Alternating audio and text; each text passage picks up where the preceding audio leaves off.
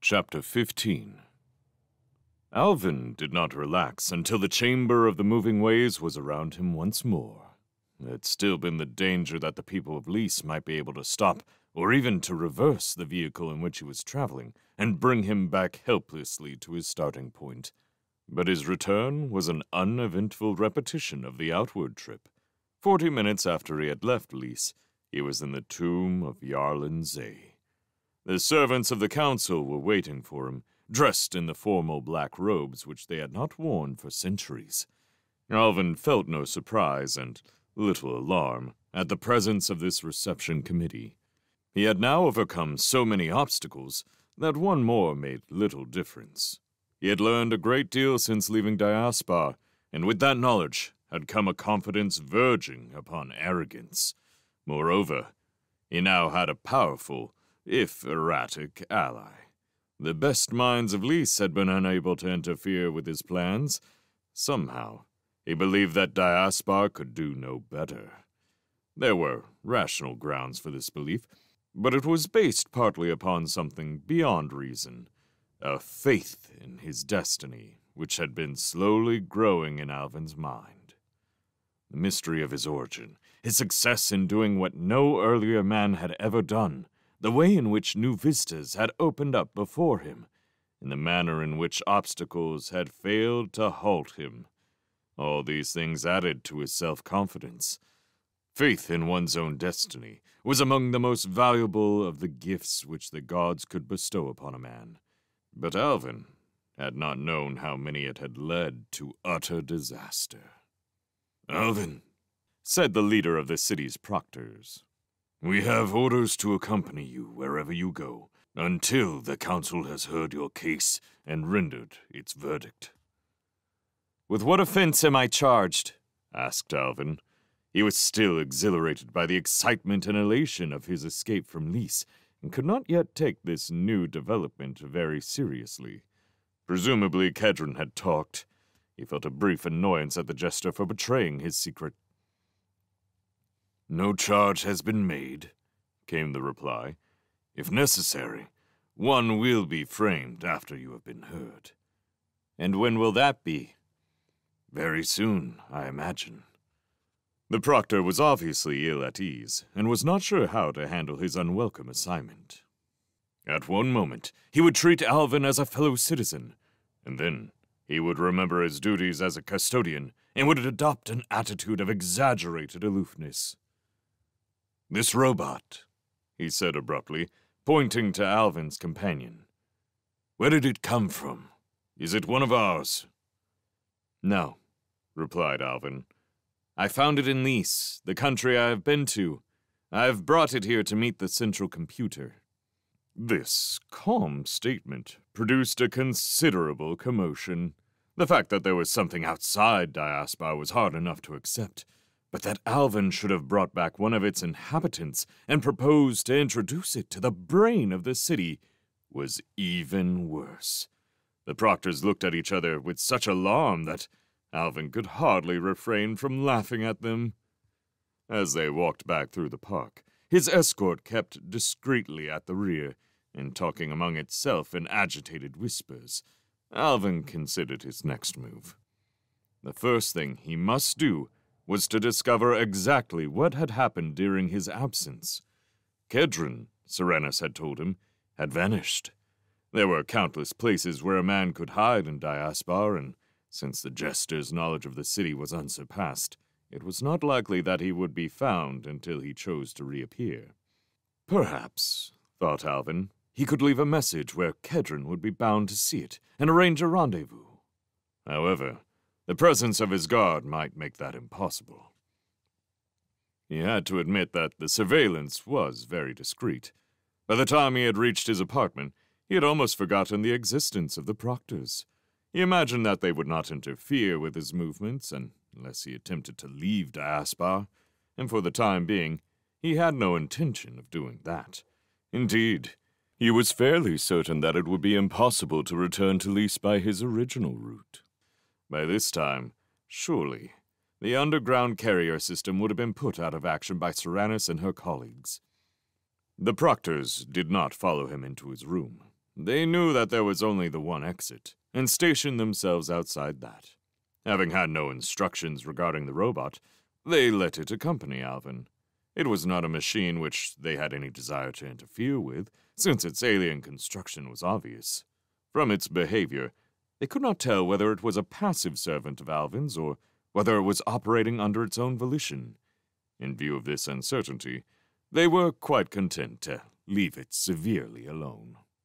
Once the wall had sealed itself behind him, Alvin materialized his favorite divan and threw himself down upon it.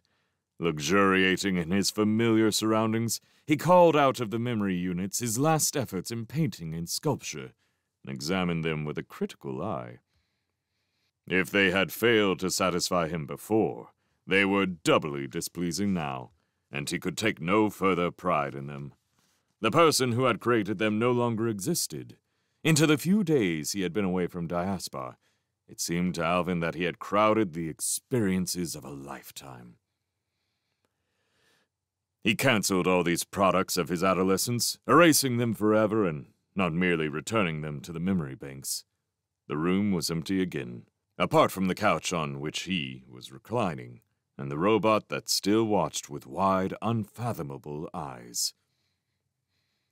What did the robot think of Diaspar? Wondered Alvin. Then he remembered that it was no stranger here, for it had known the city in the last days of its contact with the stars. Not until he felt thoroughly at home once more did Alvin begin to call his friends. He began with Reston and Etanya, though out of the sense of duty rather than any real desire to see and speak to them again. He was not sorry when their communicators informed him that they were unavailable, but he left them both a brief message announcing his return. This was quite unnecessary, since by now the whole city would know that he was back. However, he hoped that they could appreciate his thoughtfulness. He was beginning to learn consideration, though he had not yet realized that, like most virtues, it had little merit unless it was spontaneous and unself-conscious. Then, acting on a sudden impulse, he called the number that Kedron had given him so long ago in the Tower of Loran. He did not, of course, expect an answer, but there was always the possibility that Kedron had left a message. His guess was correct, but the message itself was shatteringly unexpected. The wall dissolved, and Kedron was standing before him. The jester looked tired and nervous, no longer the confident, slightly cynical person who had set Alvin on the path that led to Lys. There was a haunted look in his eyes, and he spoke as though he had very little time. "Alvin," he began, "this is a recording. Only you can receive it, but you can make use of it if you wish. It will not matter to me. When I got back to the tomb of Yarlin Zay, I found that Elistra had been following us. She must have told the council that you had left Diaspar and that I had helped you. Very soon, the proctors were looking for me, and I decided to go into hiding. I am used to that. I have done it before when some of my jests failed to be appreciated."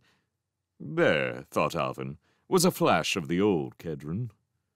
"They could not have found me in 1,000 years, but someone else nearly did. There are strangers in Diaspar, Alvin. They could only have come from Lys, and they are looking for me. I do not know what this means, and I do not like it. The fact that they nearly caught me, though they are in a city that must be strange to them, suggests that they possess telepathic powers. I could fight the council, but this is an unknown peril which I do not care to face.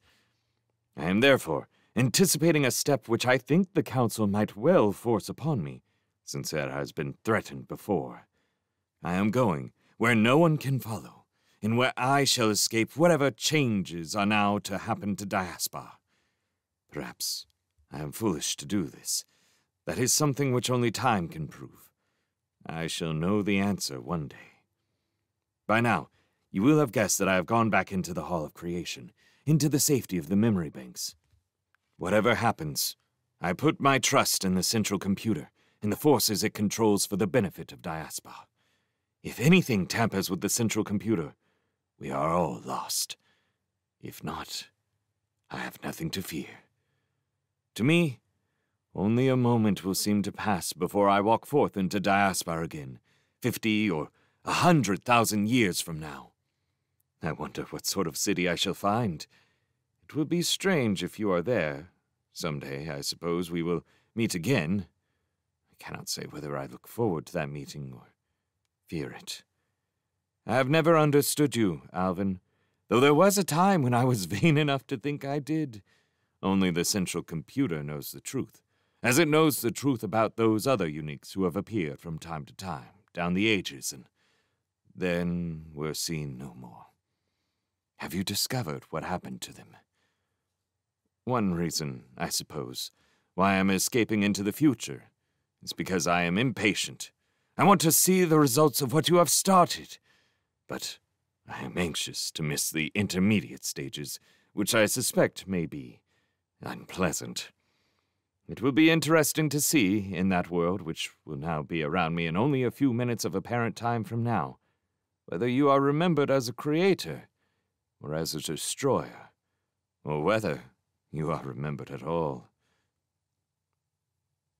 Goodbye, Alvin. I had thought of giving you some advice, but I do not suppose you would take it. You will go your own way, as you always have, and your friends will be tools to use or discard as occasion suits. That is all. I can think of nothing more to say. For a moment, Kedron, the Kedron who no longer existed save as a pattern of electric charges in the memory cells of the city, looked at Alvin with resignation and, it seemed, with sadness. Then the screen was blank again.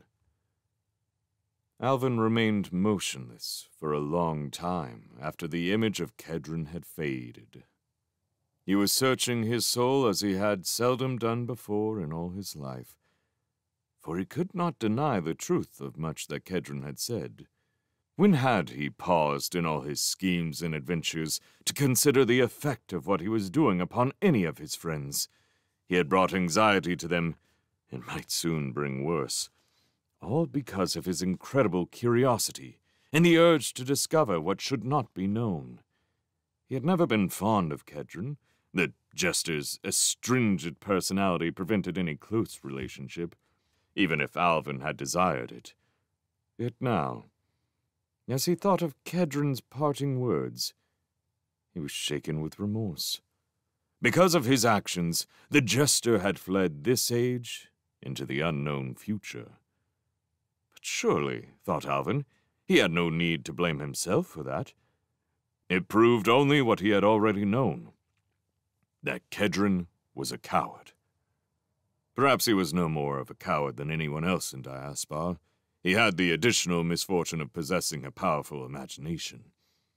Alvin could accept some responsibility for his fate, but by no means all. Who else in Diaspar had he harmed or distressed? He thought of Jesserac, his tutor, who had been patient with what must have been his most difficult pupil. He remembered all the little kindnesses that his parents had shown him over the years. Now that he looked back upon them, there were more than he had imagined. And he thought of Alystra. She had loved him, and he had taken that love or ignored it as he chose. Yet, what else was he to have done? Would she have been any happier had he spurned her completely? He understood now why he had never loved Alystra, or any of the women he had known in Diaspar. That was another lesson that Lys had taught him. Diaspar had forgotten many things, and among them was the true meaning of love. In Airlie, he had watched the mothers dandling their children on their knees, and he himself felt that protective tenderness for all small and helpless creatures that is love's unselfish twin.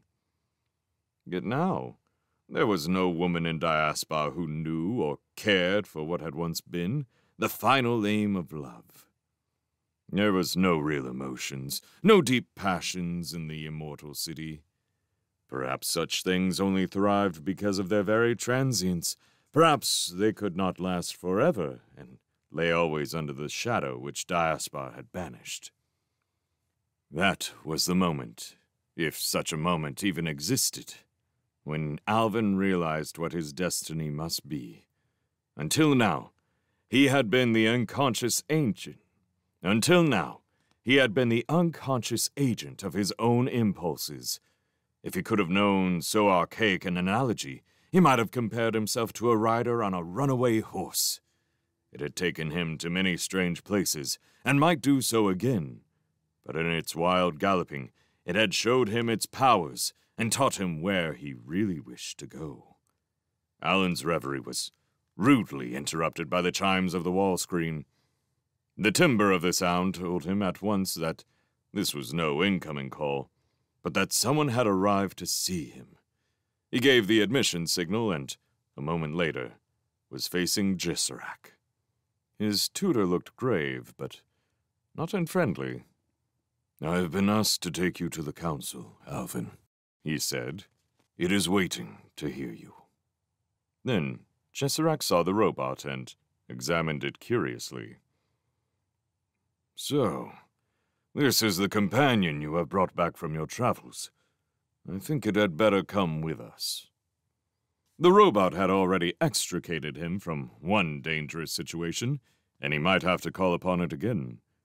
He wondered what the machine had thought about the adventures and vicissitudes in which he had involved it, and wished for the 1,000th time that he could have understood what was going on inside its closely shuttered mind. Alvin had the impression that for the moment it had decided to watch, analyze, and draw its own conclusion, doing nothing of its own volition until it had judged the time was ripe. Then, perhaps quite suddenly, it might decide to act, and what it chose to do might not suit Alvin's plans. The only ally he possessed was bound to him by the most tenuous ties of self-interest, and might desert him at any moment. Alystra was waiting for them on the ramp that led out into the street. Even if Alvin had wished to blame her for whatever part she had played in revealing his secret, he did not have the heart to do so.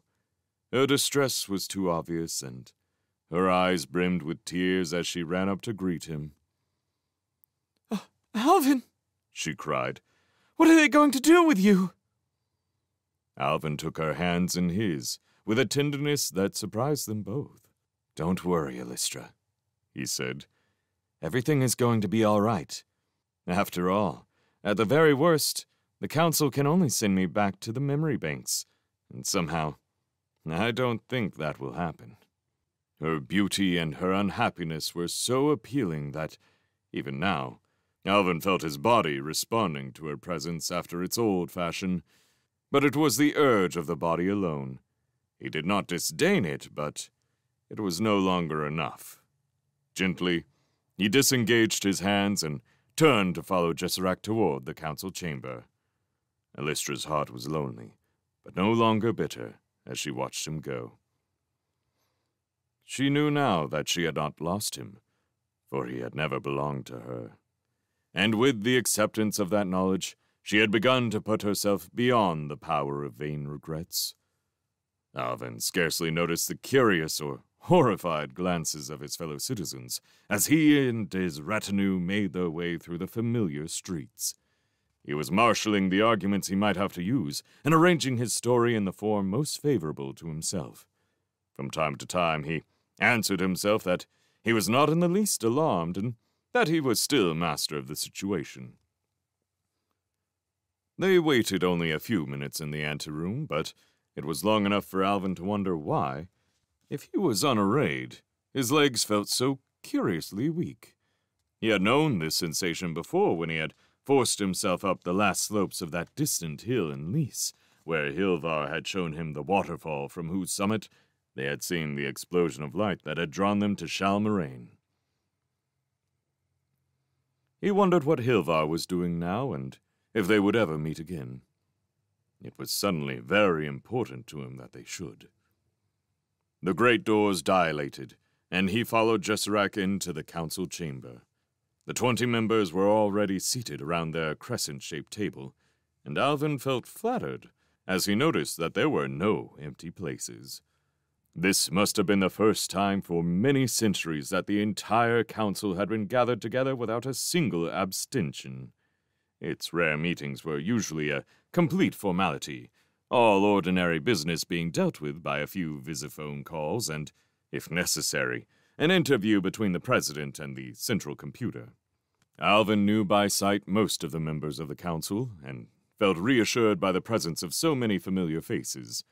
Like Jesserac, they did not seem unfriendly, merely anxious and puzzled. They were, after all, reasonable men. They might be annoyed that someone had proved them wrong, but Alvin did not believe that they would bear him any resentment. Once, this would have been a very rash assumption, but human nature had improved in some respects. They would give him a fair hearing, but what they thought was not at all important. His judge now would not be the council. It would be the central computer.